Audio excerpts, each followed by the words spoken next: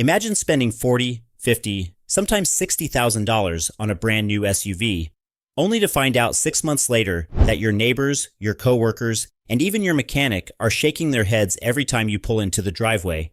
Not because your SUV looks bad, but because of what is happening underneath it.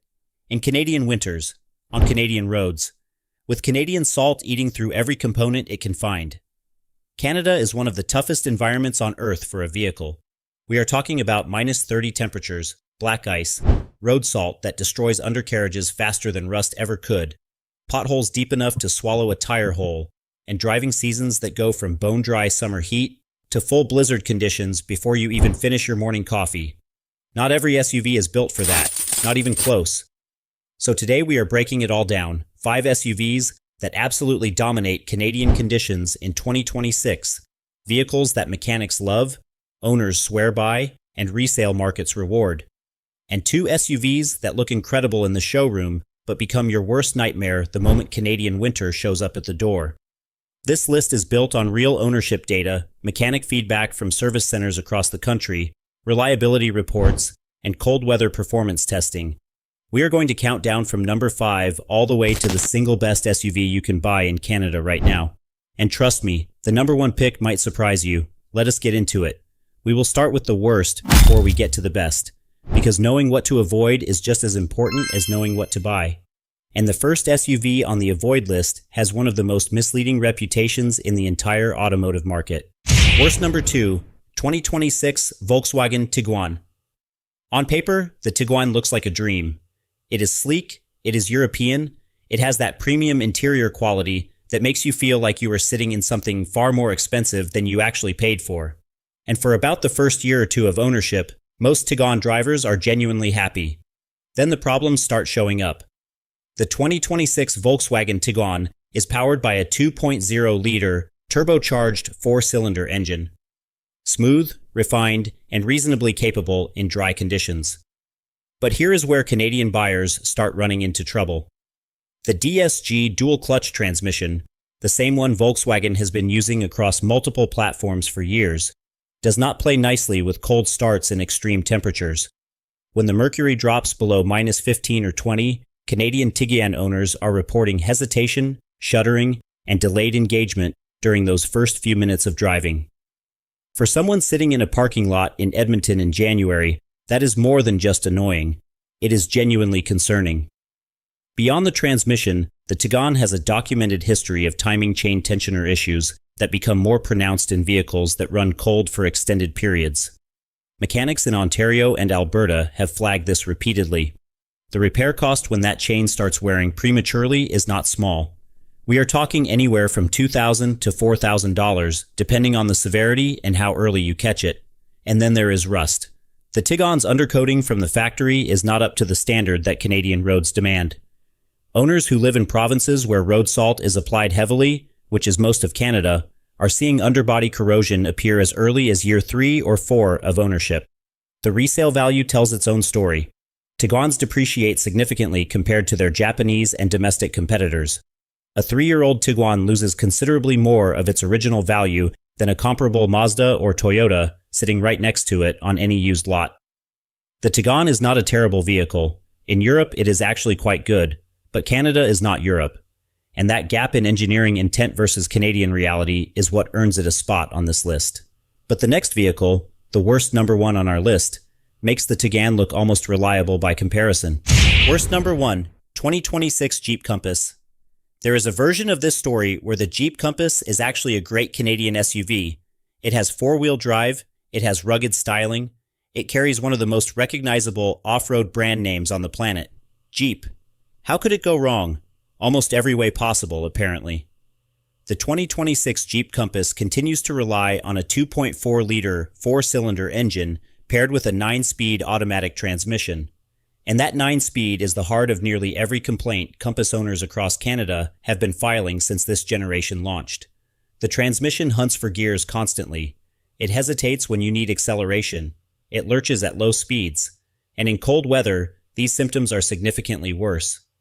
Service bulletins related to transmission reprogramming and software updates have followed the Compass for years. And while Jeep has issued multiple patches, Many owners report that the fundamental feel of the transmission never fully improves. You simply learn to live with it. But transmission issues are almost secondary when you look at the long-term ownership picture. The Compass consistently ranks near the bottom of reliability surveys in the compact SUV segment. J.D. Power, Consumer Reports, and independent Canadian automotive surveys have all highlighted the Compass as one of the most problematic vehicles in its class. Electrical gremlins appear with frustrating regularity. The infotainment system, running on Stellantis's Uconnect platform, freezes, reboots randomly, and loses Bluetooth connectivity in cold temperatures. For a vehicle that Canadian buyers are relying on during winter commutes, having your display go dark at -25 is not an abstract concern. It is a real one. And then there is the resale value, which is genuinely hard to look at. The Jeep Compass depreciates faster than almost any other vehicle in its segment. A 3-year-old Compass can lose close to 50% of its original value in some markets. That is a brutal number when you consider what you paid for it brand new. Canadian mechanics are blunt about the Compass. It is a vehicle that generates consistent workshop revenue, and not in the way owners want. If you are buying a Compass, budget for the unexpected. Because with this one, the unexpected tends to arrive on schedule. Now that we have covered what to avoid, let us get into the good stuff. The vehicles that actually earn their place on Canadian roads. And we are starting at number 5. Best number 5. 2026 Ford Bronco Sport. The Bronco Sport is one of those vehicles that caught a lot of people off guard. When Ford first announced it, plenty of automotive journalists dismissed it as a softened, watered-down version of the real Bronco. A mall crawler in off-road clothing. And for some buyers, maybe that description is fair. But for Canadian conditions specifically, the Bronco Sport has turned out to be genuinely impressive. The base engine is a 1.5-liter EcoBoost 3-cylinder that produces around 181 horsepower. Step up to the Badlands or the Black Diamond trim, and you get the 2.0-liter EcoBoost 4-cylinder, making 245 horses. Both engines handle cold starts without the drama you see in the Tiguan or the Compass. Ford's EcoBoost technology has matured significantly over the past several years, and the cold weather reliability of these engines has improved considerably. What really puts the Bronco Sport on this list is the GOAT system, goes over any type of terrain.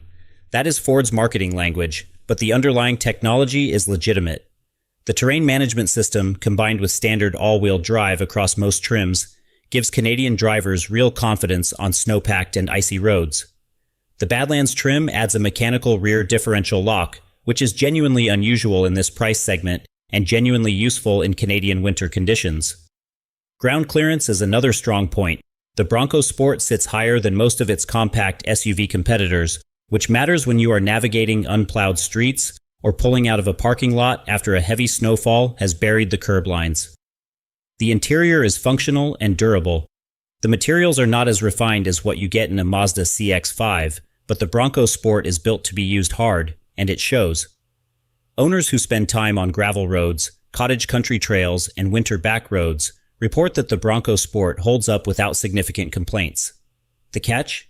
Fuel economy. The Bronco Sport drinks more than some rivals in its class, particularly the 2.0-liter version when pushed. And the ride quality on the highway is noticeably firmer than competitors designed primarily for urban commuting. But for buyers who want genuine all-weather capability without spending full Bronco money, the Bronco Sport in 2026 is a legitimately strong choice. And speaking of strong choices, the next vehicle on this list has been quietly earning trust from Canadian families for nearly a decade. That's number 4, 2026 Subaru Forester. If there is one brand that Canadian buyers instinctively trust for winter driving, it is Subaru. And within the Subaru lineup, the Forester might be the most Canadian vehicle on the market today.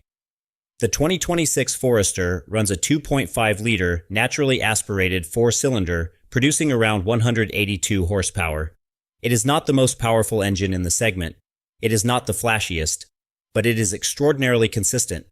Subaru's horizontally opposed boxer engine design gives it a lower center of gravity than conventional 4-cylinder engines, which contributes to handling stability. More importantly, it starts reliably at temperatures that make other engines hesitate. The real magic is symmetrical all-wheel drive.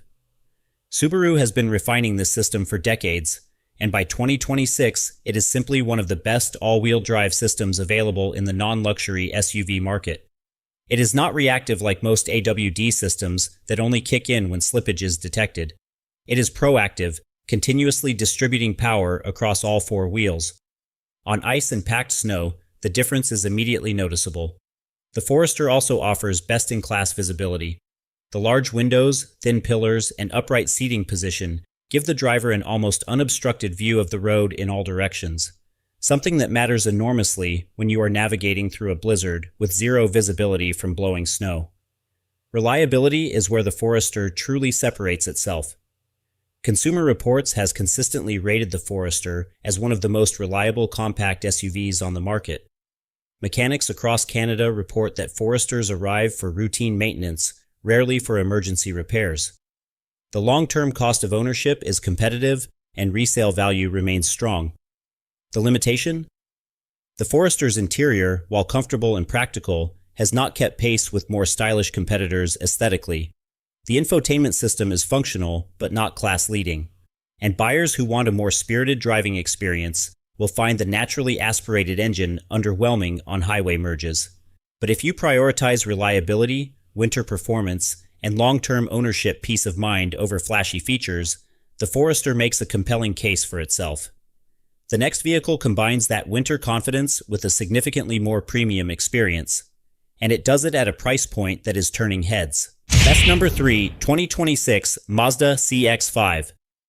The Mazda CX-5 has been one of the best-kept secrets in the Canadian automotive market for years, and in 2026 it is no longer a secret. It is the benchmark that every other compact SUV in its class is being measured against.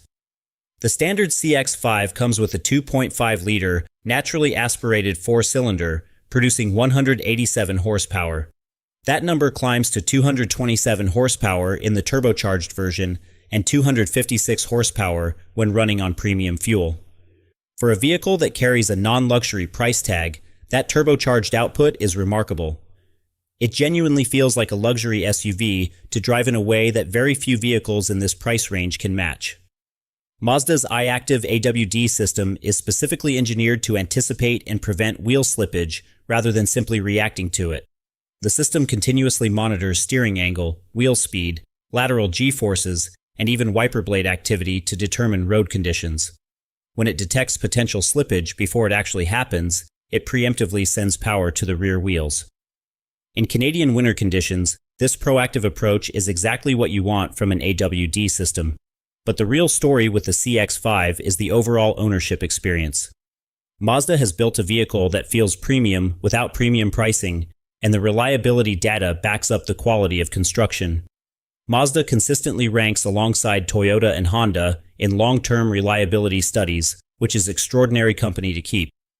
The interior quality of the CX-5 punches significantly above its price class.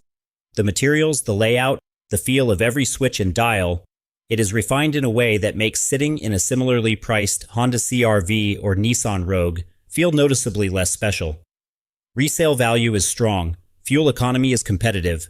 The suspension tuning is firm enough to feel engaging without being punishing on rough roads.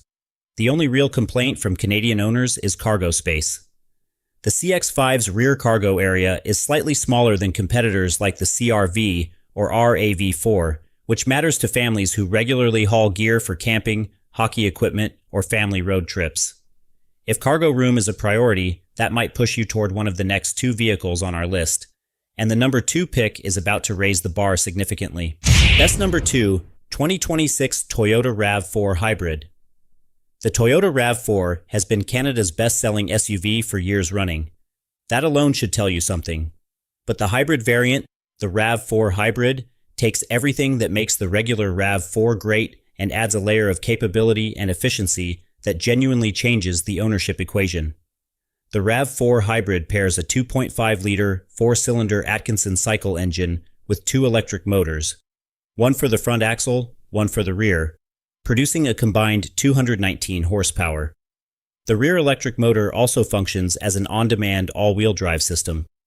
This is critically important in a Canadian context because the rear wheels can receive power independently without any mechanical connection to the front drivetrain.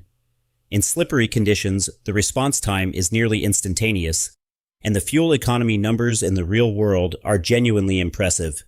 Canadian drivers are reporting consistent fuel economy in the range of 6 to 7 liters per 100 kilometers in mixed driving, numbers that the non-hybrid RAV4 cannot approach. In a country where gas prices are a constant source of frustration from coast to coast, that kind of efficiency compounds into real savings over the ownership cycle.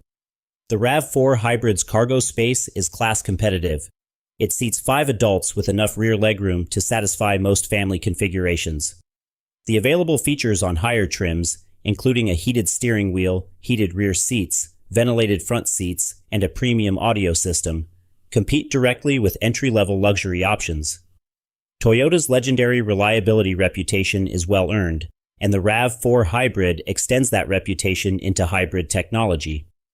The battery pack carries an 8-year, 160,000-kilometer warranty.